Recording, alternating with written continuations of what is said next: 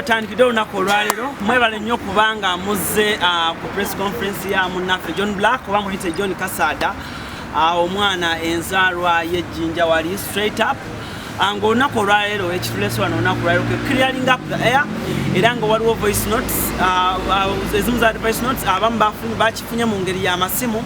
nga kigambibwa nti waliyo promoter ali e US yawa John Black sente n'amukolera ne visa buli kimu ne kiggwa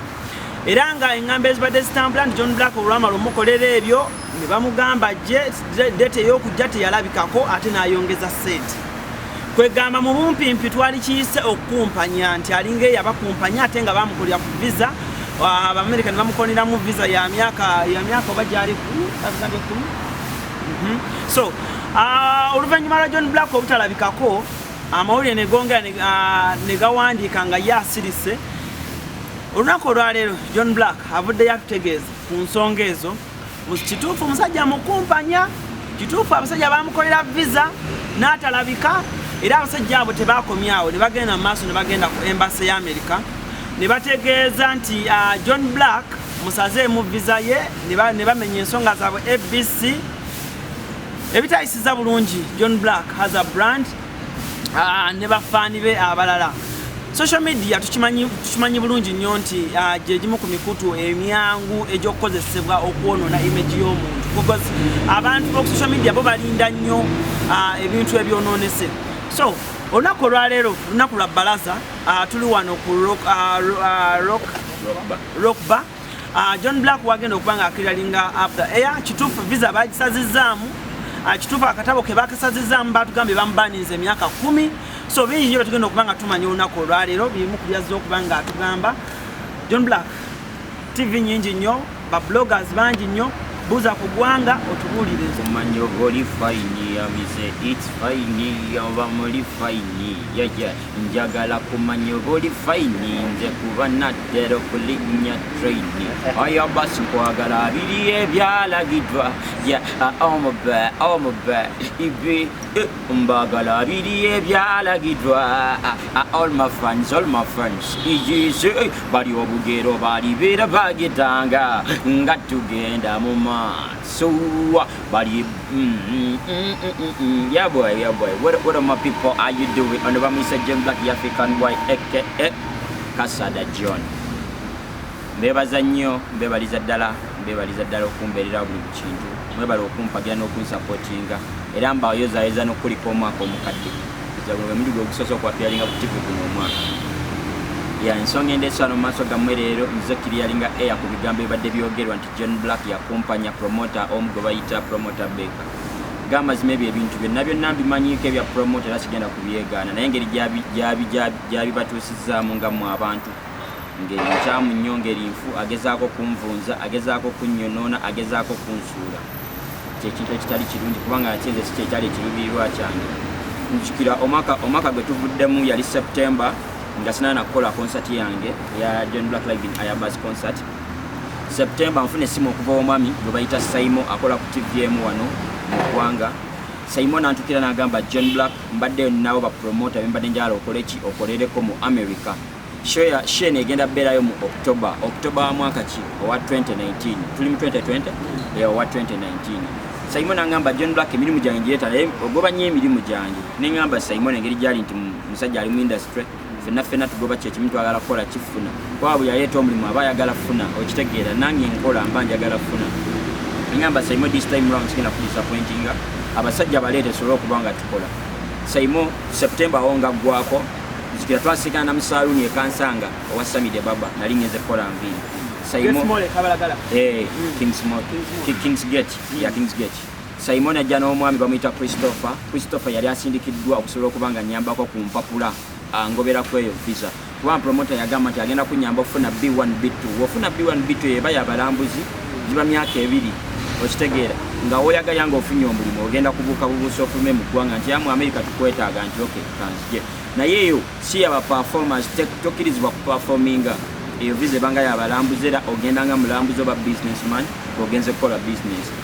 nengamba Simon nja kuba nsiimye ekyo tuba tukikwasaganyiza Simon ne tugoba ku bipapula ne ntwalayo documents zange omwami nambuza ebibuuzo nanzijuliza kuba nze sibimanyi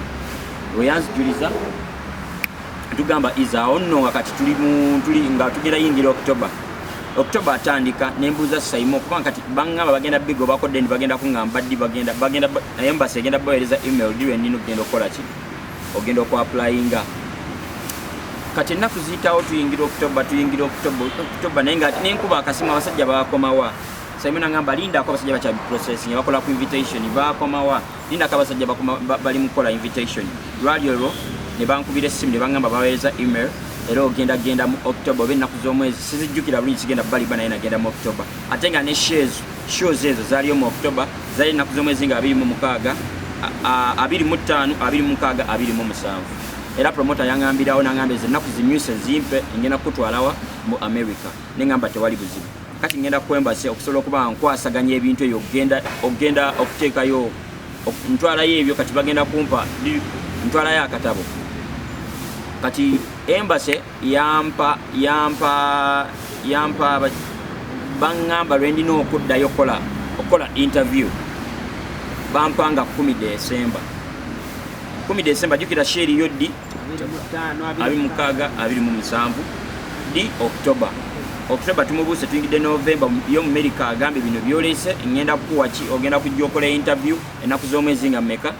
nga 10 December kitegeeza shows ziba ziwedde nengamba Saimo naye obuzibu bwaliwo kubanze nali njogera nnyo ne Saimo gwe nali mmanyi yali middleman nengamba Saimo obuzibu obubaddewo muluddewo okwapplyinga bino ebintu kati omusajja atuwadde ennaku nga atulwadde shows ziba ziwedde singa baali bakikola at least nga mu September oba ali September awo kyandibadde tusobola okuba nti kaki ngate omuzungu tojja mumusalirawo America nti ze ngenda kuyimba nedda jukira visa gye applyinze ya business ogenda kukola ki so nga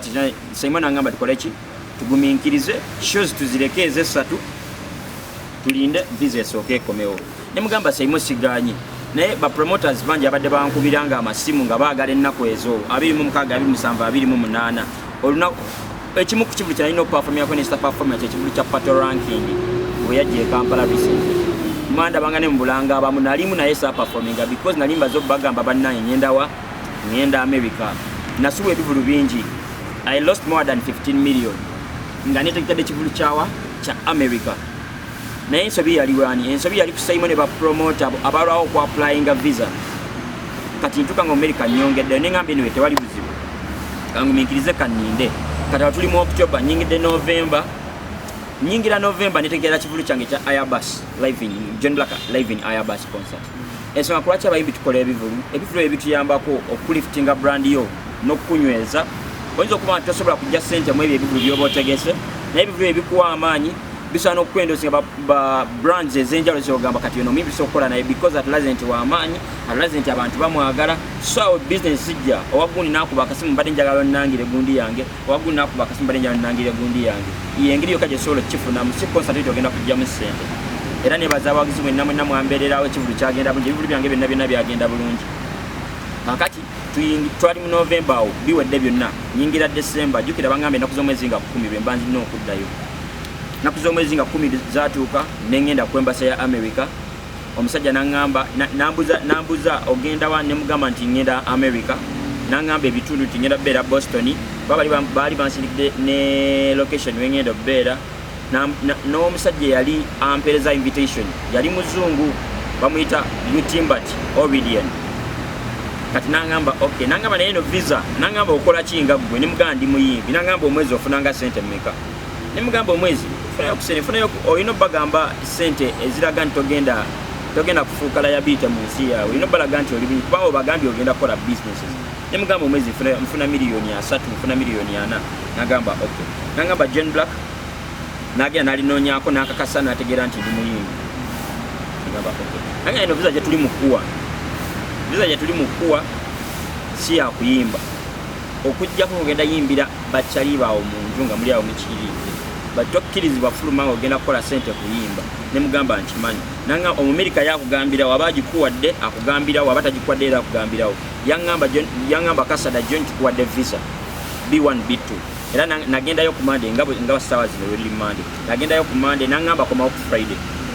ngamba visa navayo nga ndi musanyufu manyi nfunye visa kuba mbiya yangambirawo nfunye visa kakati nvayo bwenti nga nkubira Saimo ebiseera ebyo byonna byonna baali basirise basooke balawo banfuna visa oba sifuna baddemu batandika okunegotiatinga nange. So mbe butafuna tebyandi basaze, mbefuna awo bandizukiridde kati era njifuna awo visa njifunira nenkubira Simon ne mugamba Simon mfunye visa, nagamba kale tugenda kuddamu tu negotiating nga amazo sirikeri ebbanga lyonna, ne mugamba Simon siganje tugenda kuddamu tu negotiating nga nawo nakatabo sinakajjayo awo bakomyewo kati bodi badduse emisinde. Mugamba Simon naye kisooka bibulu byange nasiba ebibulu byange bisatu ebintu tugenda bikola kinagamba tofayo John tugenda kwogera omusajja mugamba omusajja list yandibadde yampa commitment fair ganti ali willing agenda kukola nange okitegeera kati ebisada nga tuli before nga tinagenda kujjayo visa Simon agamba omusajja we nagamba omwana yafunye visa kati twogere buli show bali bampadde shows zisatu buli show awo twogera ku 2019 October bampadde ezo show 27 buli show yali 15 okitegeera tebali bagenda okumpa tebandi postingira ko yadde n'ekikumi ekikona kutaka n'ekikaaba tebalina kikumi yadde kyebampa nga balize balawo bafuna visa basifunaawo balyoke baleete sente. Mugamba Simon katuli mu kuteesa naye right now wenjogerera kati anti baali bakomyewo nti kati tuwogere ku nnaku endala sisi ofunye visa katulabe mu guno omwaka ogenda otandika 2020 tutwale mwezi ogw'omukaaga oba ogw'okutaano. Nembagamba tewali buzibu tugenda teesa kuba era bapromota bangi abadde bajjanga naye nga sawa bakkiriza because mwe mwali mutandisa okukola nange nga diri yali erina okuggwayo sobola kulya muntu olukwate n'embukiro omulala nga sinna malirizo ono. Nembagamba tewali buzibu tugenda kwogera ekyasookerwako edda ne mugamba Simon kati guno omwaka tuli mu 2020 ekitegera tuli mu 2020 Simon ali ebyakyuseemuuko ekitegeera ne mwana ne mugamba Simon akola ekivulu kyange ekyo ekya John Black Live in Airbus concert byebimu bye nali njagala bibeerewo byaliwo era ndino biteeka mu nkola. Ne mugamba kati Simon ngirije nti John Black right now 2020 sikyatambula muntu omu tutambudde ensi naye nsi tono gye tugendamu nga muli babiri promota akuwa tiketi emu olutuuka ebingi ebitagenda mu maaso gwalina okweyambamu ebitasoboka naye nga tegwalina okuyimba gwalina okutegeera olidde olumu gwalina onnoonya ngenda vantya wano sometimes promota akutwala n'atakufaako customer omukubira show olumu ne balance wakwesika tubala nagamba no this time round Simon this is 2020 nimugenda kumpa tiketi bbiri ninotambula ne manager Simon agamba John Black omusajja agenda teeka mu air ticket omusajja agenda kususa omusajja agenda teeka mu kino nekino agenda kuliisa sente ezo zijja kuba nnyingi. Nemugamba Simon 1500 wonteerako mu manager tekiba kibi ko era nesazo diru zizo nazo nemugamba diru zizo nazo ndi mu kunegotiatinga nazo abantu bonna betuli mu kwogera nabo nga shows za 2020 nga bantwala outside Uganda ticket tutandikira mu ticket 2 n'okwambuka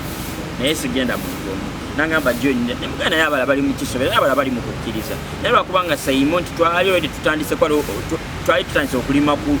katala mbadde saagala baleka nembaga nti bula Simon tutereeze mu bino ne mu bino nemugamba Simon abantu asobadde kukola ku mu bitano ne ticket 2 Simon gamba omusajja akole 1200 at least tambula omu naye nga manyi nti akoze 1200 n'ekirala sente zonna zisasula nga sinnava Uganda kwa bingi bitutuukako otuukeyo ne balance n'otamufuna olumu n'omufunira mu bulumi. Nemugamba Simon awo abantu asobodde kutwala muyimbi ne manager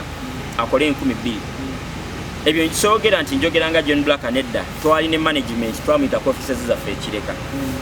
emo n'agamba nedda n'agamba nedda ezo sente nyingi n'agamba ekisookera ddala omusajja akoze visa ne tumugamba akoze visa ne mugamba naye omusajja oyo saasobola omusajja oyo seeyisa bubisa akola ki Simon because gwe wamuleeta omusajja oyo samusaade ne commitment fee ebiseera ebisinga promoter wabanga ali mu kuleeta omulimu naddala abo abeewa bweru asooka kuwa commitment fee n'agamba at least kansooke nkuweyo miliyoni nga 5 zibeeraawo naye I lost more than 15 million ezennaku saazikola bo tebazitunulako era tebayagala nazibagambako ezennaku zenzitakola nga ntudde waka okitegeera kuba kiba kizibunze kisikola kinaye kiba kizibunze okubeera ewaka ku weekend emba siri up country emba nawe ennyimba kitegeeza ezennaku zebayagala zaali bize n'enzibawa naye ate tebazikozesa nange eno nenfiirwa sente nyingi. N'agamba natandika okungamba John Black ebintu byoli mu kukola omusajja agenda sazaamu vizayo agenda kuba kwembase Simon n'agamba omusajja agenda kukono n'akataboko nemugamba Simon omusajja kulwakyayono n'akatabo kange nga nze nasobola omugumiikiriza nga tannampa yadde ne deposit ye 10 after amazo kansolinga gondiyo vizayo bani kituufu saawa zino weeri teriiwo actually kati nga omwami oyo omuzungu yali amaze okuba mu cancelled mu visa nemugamba kati taata ekitegeeza mpereddwa as in am I banned to go to America? N'agamba no eno visa tugikansolinze ensonga nyingi ezireetera visa okukansolingibwa basobola okukebera ku akawunti yo nga waliyo balimba nti olinako sente nga nekyo kisobola okubakansolingisa oba ebintu ebyenjawulo ekyo tekiringa reject oba denied okitegera ebyo ebizibu baba bakuganye naye wano baali bagimpadde just ne bagisazaamu anytime any day can apply nefuna visa era ndi wano tegeeza abantu bange ab'omu America since eno promoter tetukwasaganye abantu bange ab'omu America ngenda kujja mu mwezi ogwokutaano mbakuba omuziki ebyo n'ebigambo mbu John Black bamweze emyaka 10 mu America babalimba bali mu balimba guno omwaka gunyine omwezi ogwokutaano ku mwezi ogw'omukaaga ngenda beera mu America nga ndi mu kuyimbira abantu bange ab'omu America. Okay. Isolo baga. Ngenda kutandika ebintu tubuuza nga tulibeka yamala okukula okumu ebitano lweganye. Si lweganye naye akimanyi talumpanga abe kubanga yalumpanga yandibadde takoma ku voice notes yandibadde takoma ku video wakola nti John Black namusasuli yandi postings obujulizi naleeta nti contract ino John Black yagisigninga oba neka drop akalaga nti John Black agenda kukola kaakano talina yedina ekikumi kyeyampa bagamba nti bammande bakuwere bebakupaaza mwaka 1500 ne bakuwa 2000 omuyimbi kati gwaliyo last year oddayo mu January oba December bali baba tebakola bakuvala close bakuwa 2000 gwe ne balino basaba 2-3 naye kati ekyo tekyazze nti no bali baŋŋaanye kati nti mu mintwale wabula bajja bagenda okukuba visa gwe nga wakkanyiza ne bali bebakuvaako okupaaza bali n'obwongezi nedda ekyo kakati kijja ng'omwami ono amaze okuŋŋamba mbu watwala abantu 2 ku nusu 15 ye tagenda kufuna ate n'ekikumi kwe kumugamba taata ekyo kyoliko bapromota bangi bali mu kunkubira nga bali willing okutwala n'abantu 3 n'enkumi nga 2 eza dola ne mugamba naye manyi kwasobola bakwata because already ndi naawe ate naawe oteesemu obudde bwo tugwe ku katabo ne mugamba taata kyenjagala just ticket 2 nange omuyimbi oba si kyekyo otongeze ku kasente akasente okumugamba akongezeeko kale abeerenga akompasetinga ennaku zinali Uganda nga siyimba nga nize ngene enkola shows ze okitegeera kyekyo ekyaliwo sinnakwata show yonna ya muntu kubambe kubangikwata nga embaga promoter yenna kasita okwata show bwati agenda kuwanika ku social media atandika okulanga okitegeera saa zino mwandibadde mulaba nti John Black already bamukwasa ebivulu nti already kati alimu akalango already bali mukola ki bali mu butambuza okitegeera sinnakwata show yonna sinnakwata ku show mu America right now sinnakwata ku show just ngenda okukola kyeni mu bagamba John Black kyengenda okukola ebyo byabaddewo kuba waliwo ne gwe yagambye nti yansasulira wakazi visa teyakikola eno visa yali yabalambuzi era ebyo byagamba yansasulira simanyi wakazi visa nedda right now kyengenda okukola nga John Black ngenda ndi mu ku-apply nga nze mwennyini kuba muzungu yangamba you can apply I'm applying for the performance visa ebeeremu so that anytime any day promoter wajjira mugamba nina akatabo kange tonga nti ogenda kugoba ku katabo mbu kino okitegeera ne visa yali asobola kutegeera oba ngifunye alyoke yeeyongereyo. Ekibuzo kyange kiri nti kyakuyiga ki kyoyagala obulira abayimbi abali abatamanyi ku ebyo ebintu nabo okulema oggwamu obwo obuzibu bwe waggwamu. Bayimbi bannange ekisookera ddala ssaawa zino abamuyinza olowooza kyagudde ku John Black yekka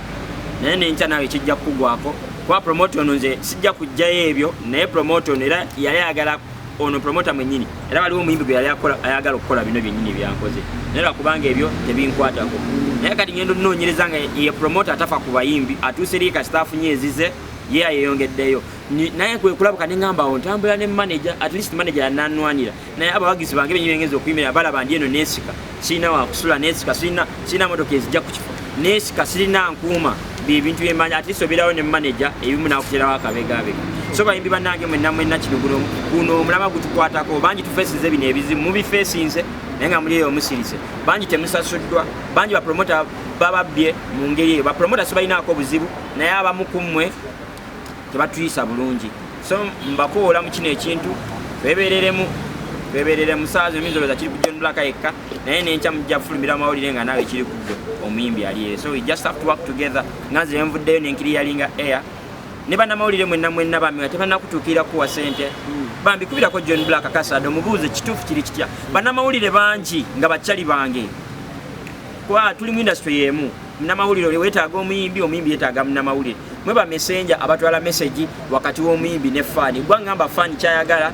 wagamba fan kiki kye nakoze munamawulire obanga toliwo mu makati awo kyetunanye gye tugenda ku interactinga na fan naye bambi obanga olina connection nga contact yange any contact ngawo nakubira nti John Black anjagala oyimbe wano ngawo nakubira John Black ankwagala ku interview ngawo nakubira nti John Black anategese ku kavuluka njagala ompitirewo era we nkusaba onkubire nga John Black bino byempulira bituufu before nga tonnagenda ku TV oba ku radio okunvunza